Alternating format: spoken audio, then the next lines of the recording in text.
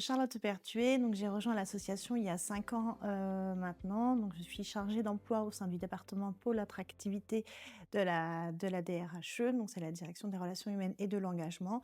Donc au sein de notre pôle, on s'occupe du recrutement et de l'emploi. L'objectif, c'est que tous nos recruteurs en établissement et au sein du campus, notre siège, puissent être à même de recruter l'ensemble de nos candidats. Donc on anime en fait ces communautés de recruteurs avec des formations, des sensibilisations, voilà, pour les accompagner sur comment recruter.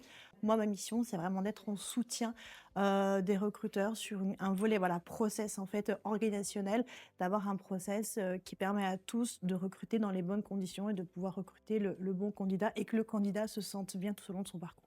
On travaille sur un process de recrutement inclusif pour poser la même question à tous les candidats. L'objectif, c'est que dès le départ, le candidat se sente bien parce que s'il se sent bien, il sera serein pour son process et après, ça a des impacts aussi sur l'intégration. Depuis le début de l'année, on a reçu plus de 95 000 candidatures, donc c'est très bien. Notre association est connue et reconnue et on est à peu près à 1500 embauches aujourd'hui en CDI. Les messages qu'on porte aujourd'hui au travers de toutes nos actions, c'est que un candidat, quand il postule à la Croix-Rouge française, il peut être rassuré qu'en tout cas, s'il a une RQTH ou si il a un handicap, il peut se sentir libre et confiant de postuler.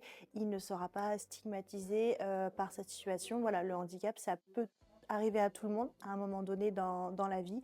Et nous, notre message, il est à la Croix-Rouge française. On recrute tout le monde et c'est important que tous les candidats se sentent en confiance de postuler au sein de notre association. Au cours de l'entretien de recrutement, donc le candidat est libre de s'exprimer, voilà, sur son handicap. En tout cas, s'il nous l'exprime, nous, on va tout mettre en œuvre à la suite, s'il est embauché, tout le parcours d'accompagnement qui est prévu pour les personnes en situation de handicap, qui puissent avoir, voilà, le bon dispositif en fonction de ses besoins et l'accompagnement approprié par rapport à sa situation.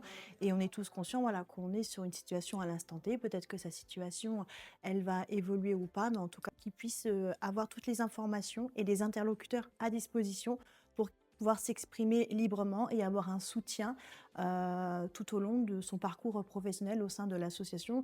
Et c'est pour ça qu'on travaille avec notre partenaire EOTH pour monter des dispositifs. Nous, on a le réseau des assistantes sociales régionales aussi pour avoir des relais en établissement, en proximité, voilà, parce que des fois, il est peut-être pas forcément toujours évident de parler avec son manager, avec son responsable. C'est pour ça qu'il y a un relais de soutien en local pour vraiment libérer la parole et que le candidat salarié se sente libre de pouvoir s'exprimer sur sa situation.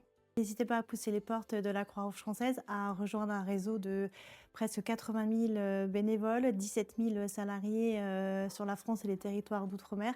La Croix-Rouge française, c'est 7 filières métiers, c'est plus de 600 établissements, que ce soit des crèches, des EHPAD, des services de soins infirmiers en domicile, des structures qui accueillent des enfants, des adolescents, des adultes en situation de handicap. On a une diversité des métiers, que ce soit d'aide-soignants, moniteurs éducateurs, éducateurs spécialisés, également toutes les fonctions support, parce qu'il faut des fonctions support pour accompagner ces établissements. Donc n'hésitez pas à rejoindre ce réseau d'établissements et de filières métiers.